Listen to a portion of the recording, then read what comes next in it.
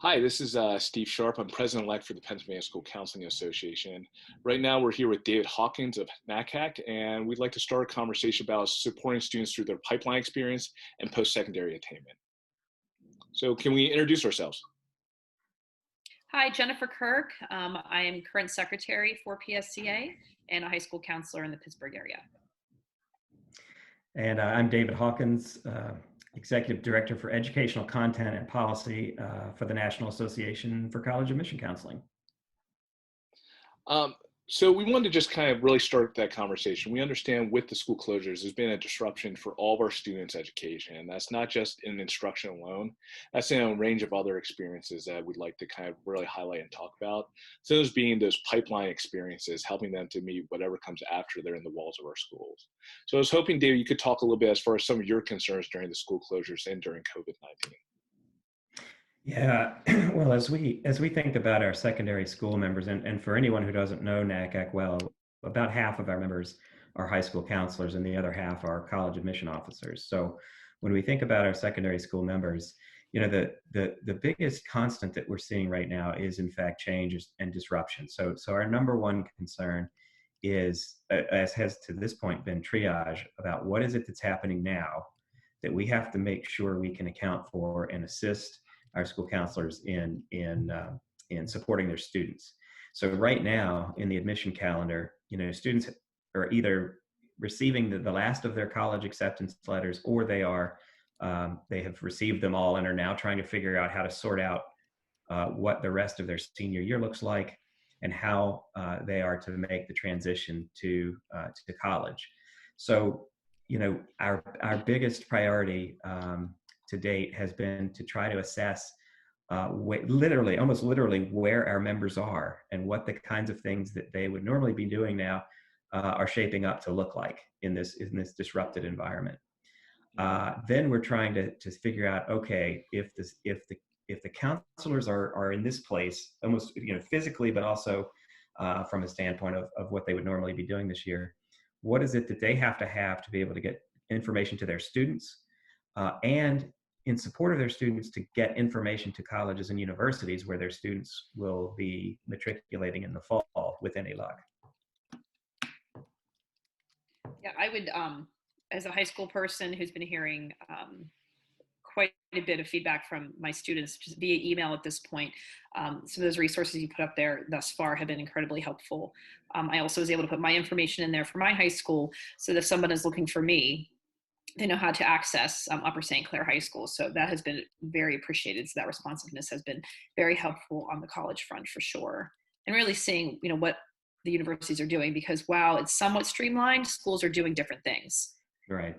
Yeah. Right. And like the ongoing feedback that I'm hearing, it seems like a lot of that is not just the, you know, like the handing off of the student information, but really, I mean, at this point, the quality of that student information in addition to that, whether it be GPAs, attendance, and the list is going to probably go on and on. But Yeah. you're really highlighting on a lot of concerns. What are some other things that you're noticing or hearing from the field? Excuse me. Well, I'll give you two sort of phases of what we're hearing, two groups of issues that we're hearing about. The first is, you know, again, how am I supposed to serve students? Literally, how do I get my feet under me? So that's where a lot of our efforts have been so far, trying to identify how colleges are changing their processes, how schools are situating themselves to be able to serve as that liaison, school counselors particularly, between the students and the colleges. What we're then starting to hear in the second group of issues tends to be more granular. You start to ask the questions. Okay, normally I'd be working with students. Let's pick some specific issues. I'd be working with students who need financial aid and who are trying to work through financial aid packages. How do I do that right now? If the family's income has changed all of a sudden, if a parent has lost a job, or if they're in the service economy and that's just not possible, so there's really no income coming in right now, what am I supposed to do? So there's very real questions that have far-reaching impacts from students, really of all income classes, but particularly for those who are most at risk of dropping out of the pipeline. So those are the low-income first-generation students. We're also hearing about, well, how are we going to convey final semester grades on our transcripts? Very detailed questions here. What if we go to a pass-fail system? How are colleges going to interpret that? I'm fairly sure that schools are going to be able to figure out how to handle their own transcripts, but the big unknown for them is how are colleges going to see this? Is this going to hurt our students in some way? And what is my role as a school counselor in trying to figure that out, both on behalf of our students and our school, but also to act as the liaison between the school and the colleges, who are going to be wondering sort of what did you do in response to this crisis? And then as a last example, I'll mention that there's a lot of concern over standardized testing, because there have been a lot of tests that have been canceled, postponed, moved online. So there's a lot of change in that area. And one very specific thing we've heard is that a lot of counselors and folks who work with students, even outside the schools, are asking whether colleges might consider waiving the requirement to submit an SAT or an ACT score. So we're moving from that very initial triage phase of, what are we supposed to do, to then now we're starting to think, okay, well, given what we'd normally be doing now, here are some real sort of rubber meets the road questions that we have to start thinking about. I would add to that testing piece, the AP and what's happening with AP right now. Yeah. While they have what appears to be a relatively well thought out plan, there are grave deficits in equity with how that's being rolled out. I mean, I know it's been planful when there's thought process through access to tech, and it's in theory being resourced well, but on the continuum of student across the nation, just the mere fact that it's free response and only now that changes the game. So it's a pretty intriguing step in right now with that. Yeah, that's a big piece, even just advising our students on how to access that piece, each high school counselor, because that traditionally comes out of our departments, right? So how can we support that? Currently in my state, we're supposed to be going back to school, so we'll have direct access to our students, but if that should change, how do we provide that resource? I feel like that's something else that really needs to be globally available, since AP testing isn't a global test we have. And I know we're waiting on some more feedback from them, but there's a lot of anxiety around that right now. Yeah. I mean, one of the base, go ahead. I'm done. Yeah, I mean, one of the basic principles is, just speaking for myself and not my association, but like, we do understand the historical narrative about how SATs and other standardized tests were used as tools of oppression and disequity. And so in these times where we see like there's going to be a continued sharper stratification of systems, I have a lot of concerns as well as far as the application of standardized tests and how they might be used as well. I think this is a really important piece for particularly us as student advocates can really hone in on those conversations as well. And then also as association leaders, really take a very clear narrative or stance from there. Yeah, and I think the one thing I would add to what I said earlier, and what is very evident through all of the conversations I've had, including this one, is that the one thing that you'll hear NACAC saying probably more than anything else is that we encourage flexibility on pretty much everything. I think as both associations, as we all are involved in, as institutions, as individuals, we're all sort of making this up as we go along. And that's the clear sort of constant that's running through all of this. And we have started to hear, I know Case Western Reserve University in Ohio made the announcement the other day that they were going to waive for the 2020-21 cycle, the requirement. I expect that we'll see more consideration of that, if not more announcements for standardized testing. And there are many more issues we can certainly talk about as we go through this, but things like doubling back on the financial aid question. One of the things we started to raise with the Department of Education here in Washington is, what are your verification procedures going to look like this year? And is it possible we can just waive that for a year? We want to try to take away any hurdles that we see for students who inevitably are going to be hurt the most on all sides, not just in education, during this incredibly bizarre year. You've already started the conversation. David, can you talk a little bit as far as what you and what NACAC are doing to support students and professionals through school closures and COVID-19?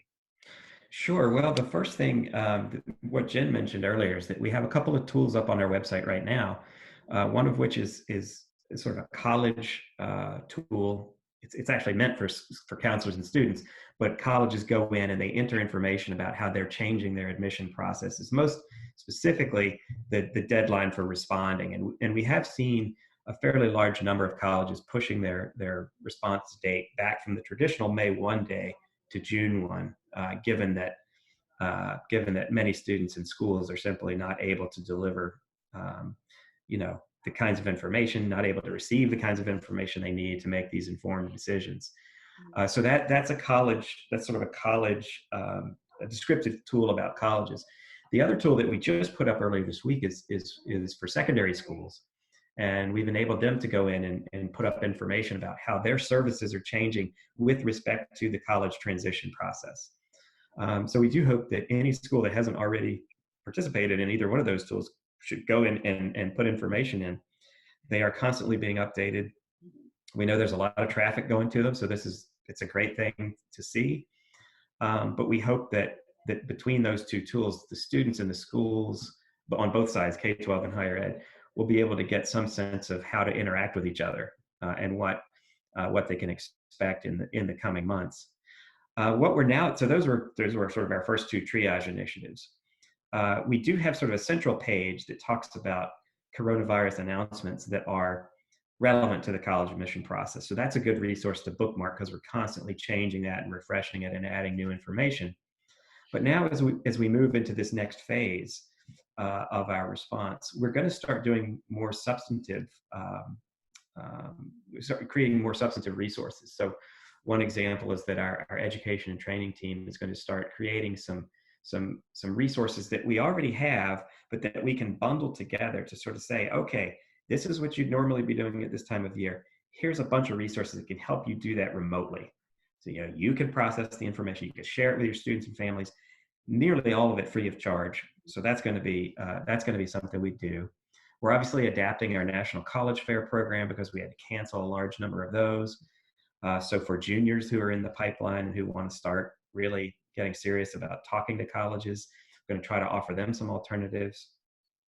And the other thing we're going to do is we're going to start thinking about doing some light research. I want to say light research because we want to be mindful of our members' time and the fact that you all are very busy right now. But we do want to start to dig into some of these issues a little more. And we hope that by talking to our membership in that way, we can start to formulate some good practice recommendations that can help guide us through both the summer, or the rest of the spring, the summer, and then the fall.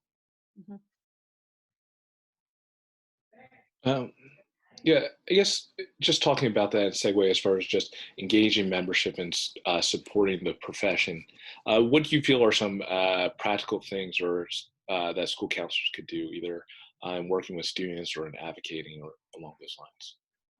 Yeah, well, one thing that I think probably one of the most important things that I would talk about right now is to keep a good open line of communication about the college transition, and that's a pretty basic thing.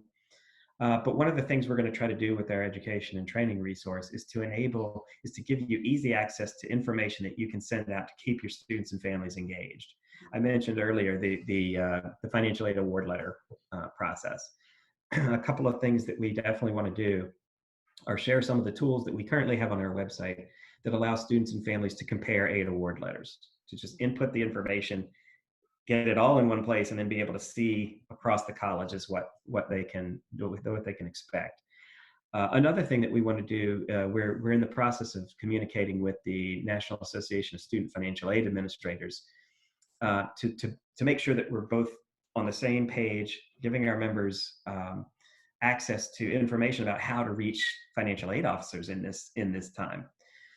Because we are going to see a lot of change in students' economic circumstances, and we want to be able to equip our counselors to be able to tell their students and families very easily and very quickly, these are the steps you should take. If you're concerned about your financial aid award, if you're concerned about even going to college, call the financial aid office. Let's get that conversation started right now. So we want to help counselors be equipped to have those kinds of conversations, and to the extent that they can, just keep the process going as closely as they would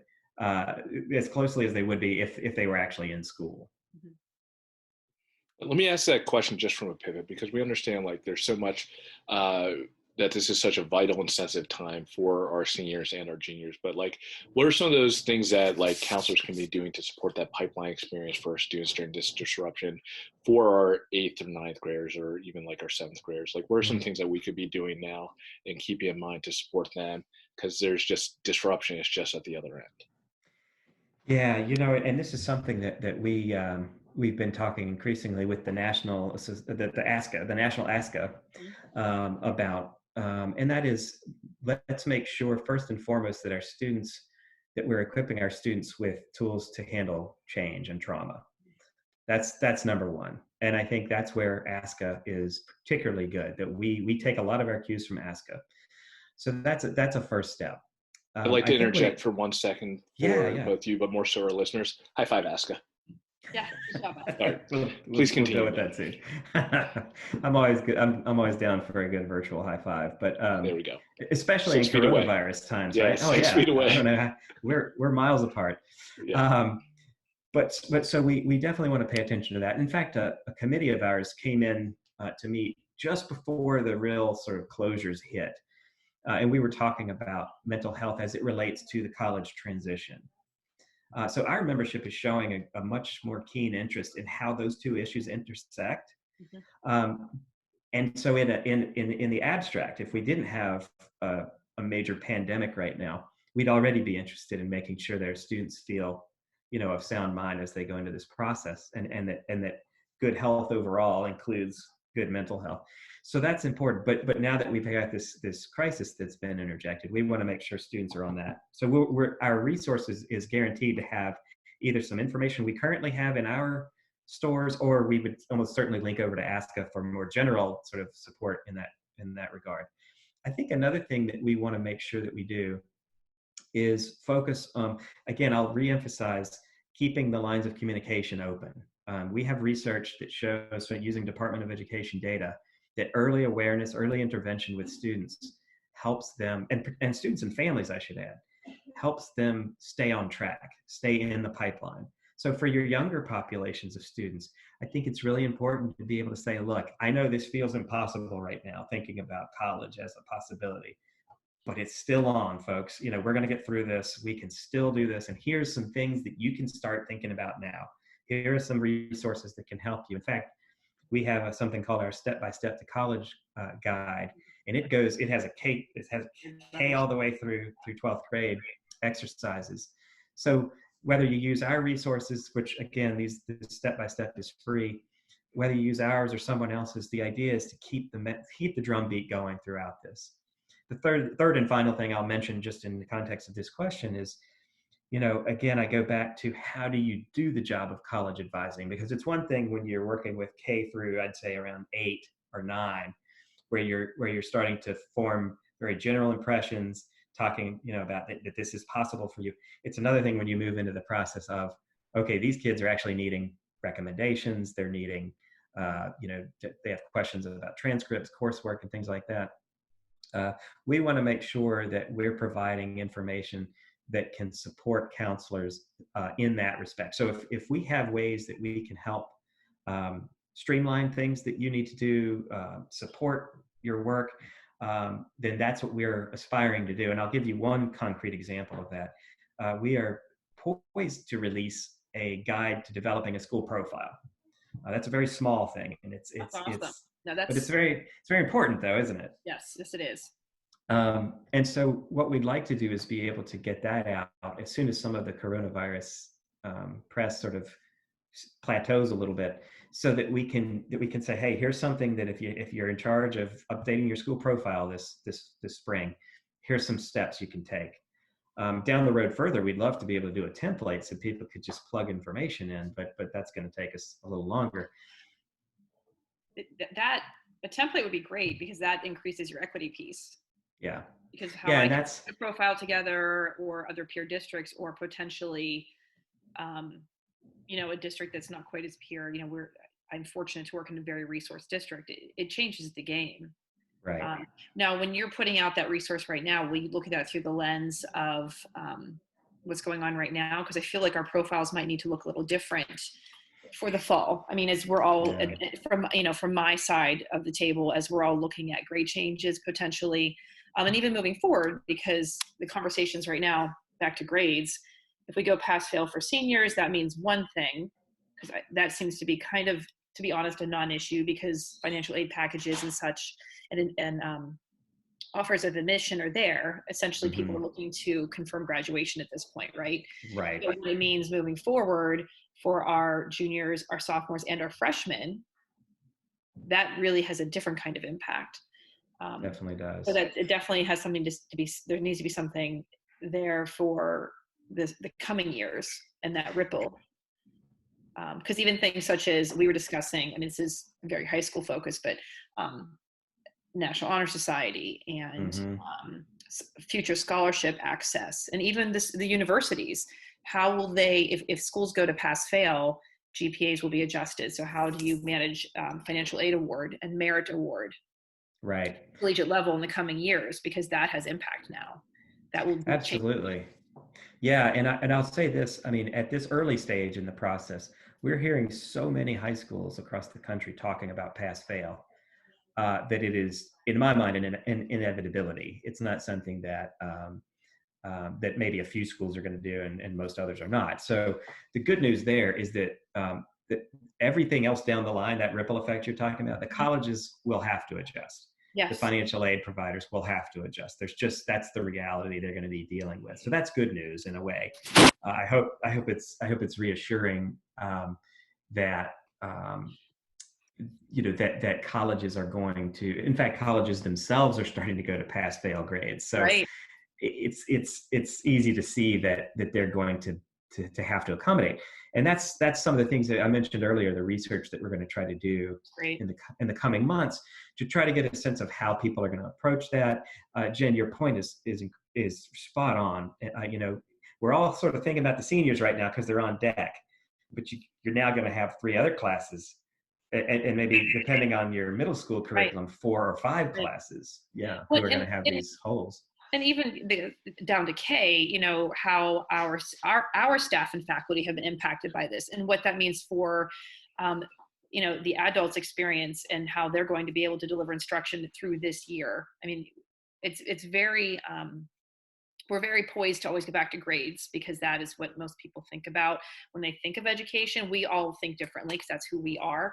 But to be perfectly open and honest, those other layers are going to impact everything that has to do with grades, because again, I feel like the grades are the manifestation of a lot of other things, right? So it's, while a lot of this focus is around this post high school and high school experience, or 8th grade up, the impact really is beyond that, because those kids that are going through this now, this will impact their capacity moving forward, even if they're 8 years old right now. What this might look like when they're 16 is definitely going to be different than if this had not happened. Exactly. It's a really, it's historical, right? So it'll be intriguing. I would be interested in knowing the colleges and universities through NACAC, because you give so much great advisement to the schools. I know through my colleagues at the collegiate level around streamlining how they'll manage all of this. Because I feel like if there's policy going to be considered around that, it's, especially with the changes to everything else that's was already happening this year with admissions practices, this is a lot. Yeah. My sense is there would be comfort in that for both our college friends and our high school friends, to have the streamlined practices in place for, and guidelines, back to the guidelines and policy. Yeah. Those are some of my thoughts on that piece. This is all great conversation. It kind of goes into like the next cluster of questions, which we've been talking about this whole time. Like, David, what do you see as far as your reasonable forecast when it comes to the continuation of the school closures, or when our students eventually return to the walls of our school? Like, what would you forecast as being some of those other implications or things that we could do to support our students in these pipeline experiences?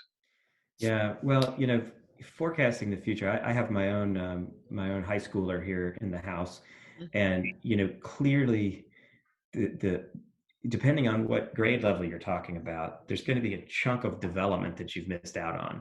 I think a lot of people are focusing on the academics right now, because clearly, if you're, as my daughter is, if you're in an Algebra 2 trig class, you're not necessarily missing it because you're getting some of this at home, but it might not be as intense as if you were in class. So we're going to have to deal with I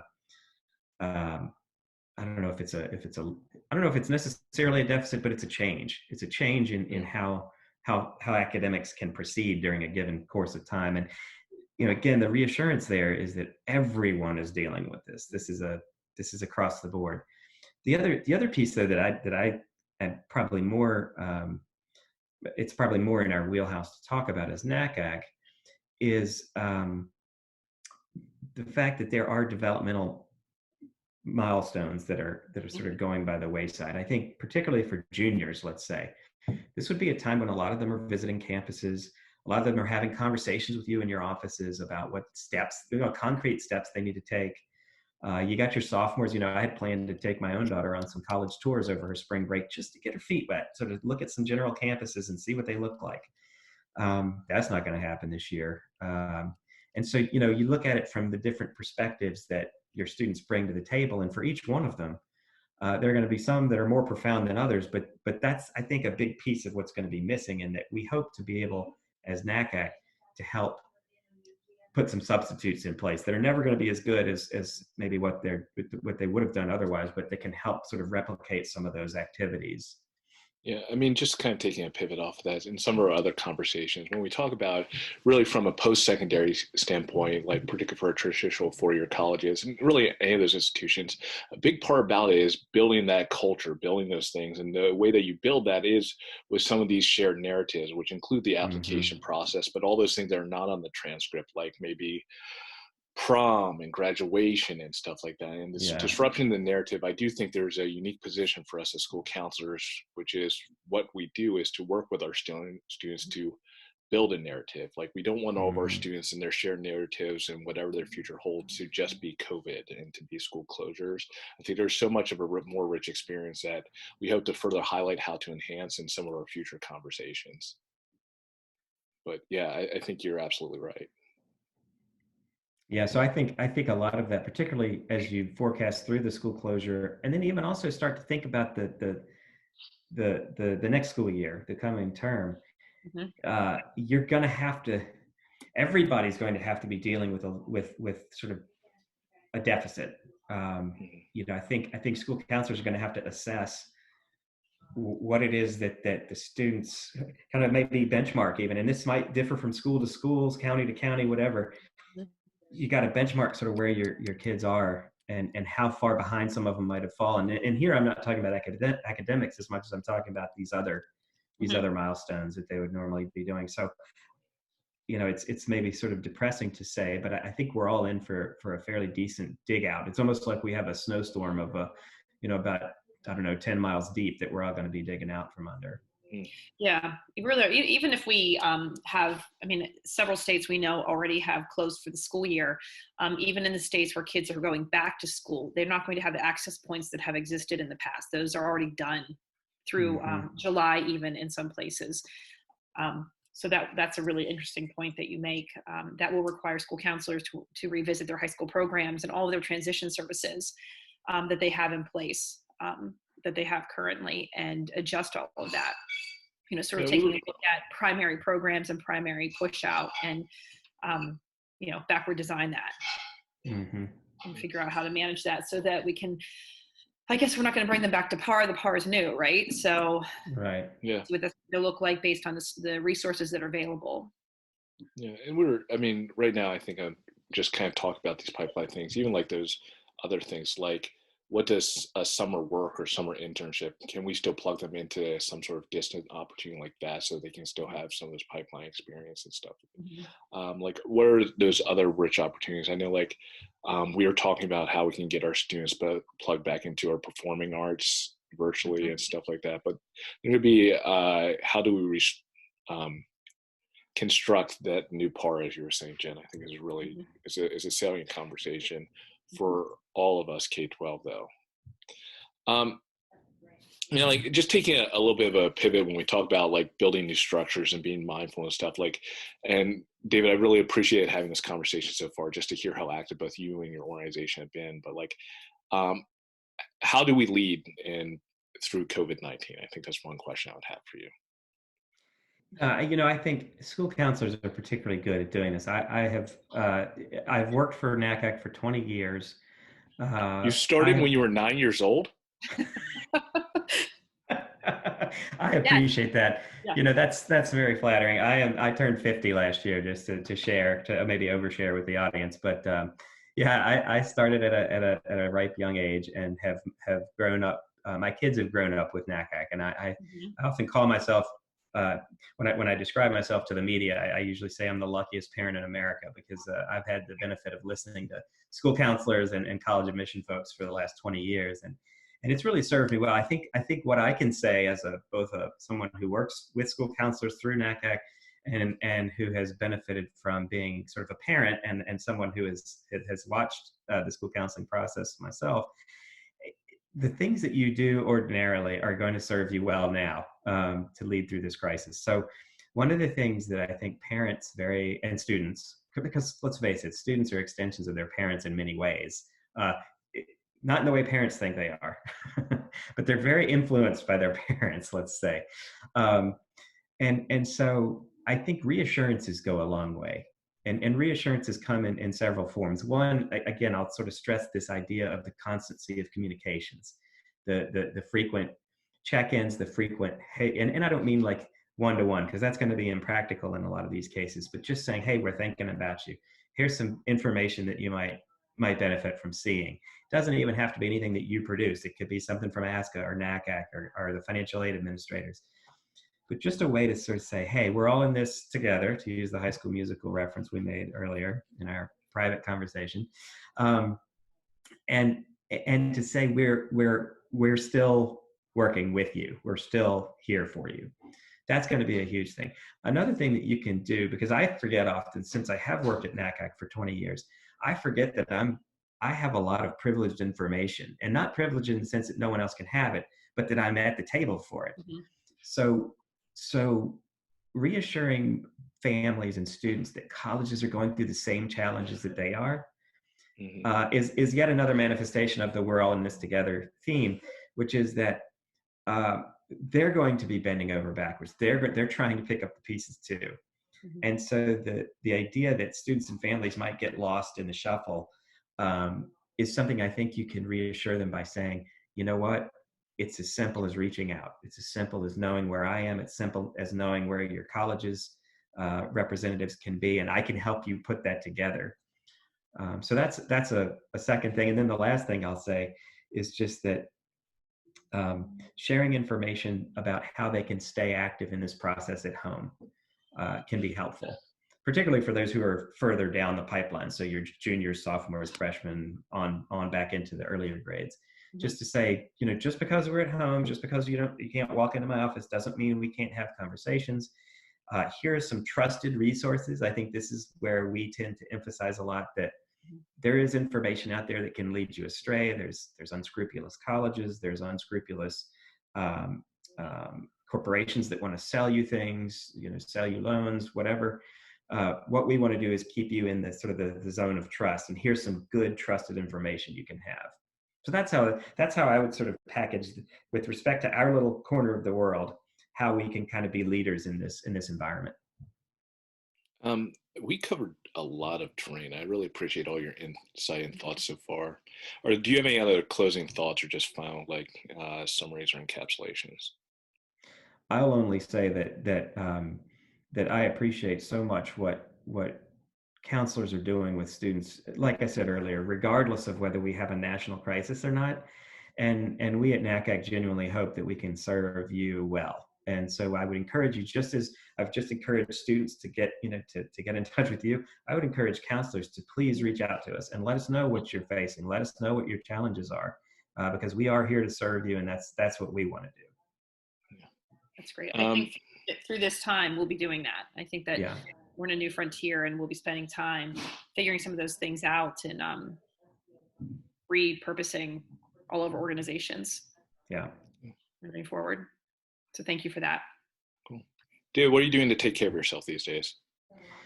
What am I doing to take care of myself? Well, as I work at home here, which is a very different environment from my office, I am trying to focus on eating better.